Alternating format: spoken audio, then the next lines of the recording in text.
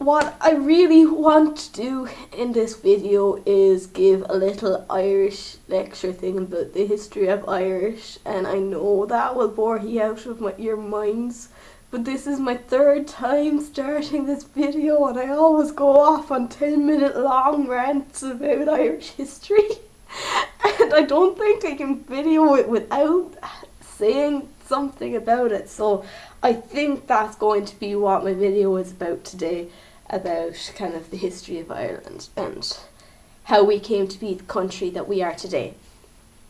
Yeah, oh god, everybody's gonna hate me for this video. A cow just moved at me. Don't move at me! I told you not to move at me! Actually, first I'm going to show you some cows. These are Irish cows. These are our Irish cows.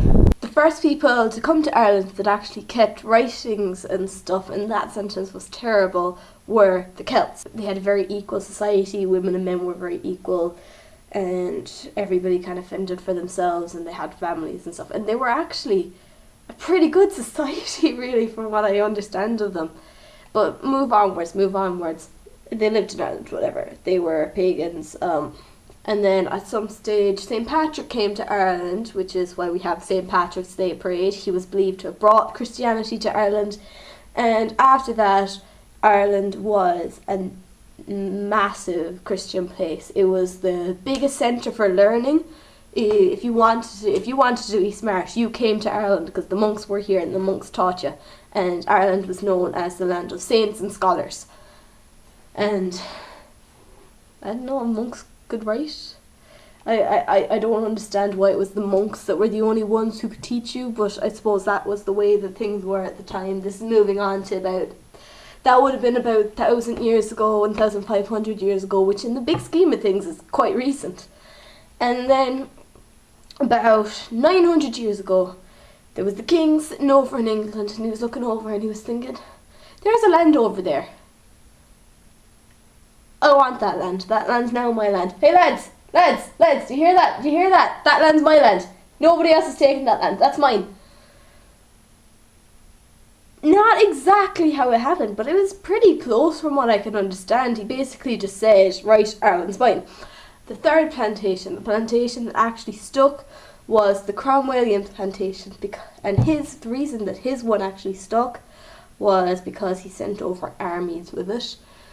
And other side fact, at the time the English were Protestants and the Irish were Catholics, and this was the one of the big dividers that people used to divide these people. If you wanted to assimilate to the English and to put yourself under the English name and kind of betray the Irish, you would become a Protestant, and then the English would like you, I don't know.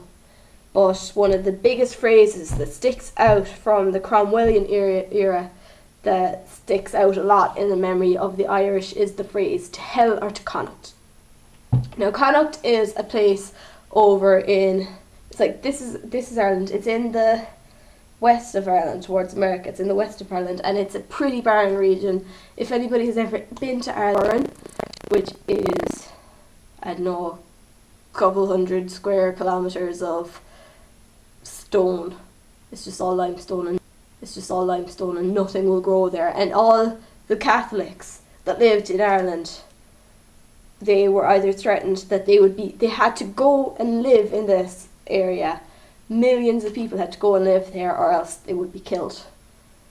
The English kind of ruled the Irish after that, and it was basically a class division kind of thing, and the Christians were stuck at the bottom, and there was no way of getting up unless you conformed to the English way of life. And that was just kind of the way it was. They had hedge schools where they would teach the children Irish, and they would teach them Irish dancing and all Irish history and everything that was Irish. That was as far as the Irish culture could go, really. It wasn't allowed to be taught in schools. Irish Catholic children weren't allowed to go to college or anything like that, and it's actually quite sad when you look back at it. And it's something that stuck around in Northern Ireland, the division between the Catholics and the Protestants, until very recently, until the 80s or early 90s, I think the peace process was done. I think it was in 1923 that we actually achieved to rule ourselves. Basically, we became a republic, but at a cost. Ireland is now split between the Republic of Ireland and Northern Ireland, which is still part of the UK, and there are 26 counties in the Republic of Ireland and 6 in Northern Ireland. Basically, the division was because there was more Catholics in the Republic and more Protestants in the 6 counties in Northern Ireland.